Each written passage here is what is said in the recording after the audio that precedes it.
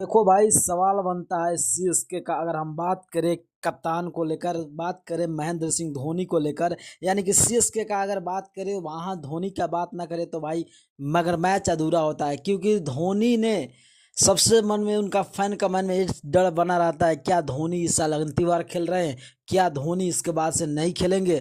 भाई सबका मन में सवाल चलता है, क्योंकि भाई माही भाई इतना फैन फॉलोइंग अगर देखा जाए आईपीएल के इतिहास में तो सबसे ज्यादा उनका फैन फॉलोइंग है। क्योंकि देखो, अगर बात करें महेंद्र सिंह धोनी का, महेंद्र सिंह धोनी को लेकर, तो भाई महेंद्र सिंह धोनी एक ऐसे क्रिकेटर हैं कि जहां भी खेलने जाते हैं सिर्फ नीला नीला पीला पीला पीला दिखता है। क्यों? कि भाई माही का क्रेज देखते हुए, यानी कि सबको पता चलता है कि भाई महेंद्र सिंह धोनी एक ऐसे खिलाड़ी है।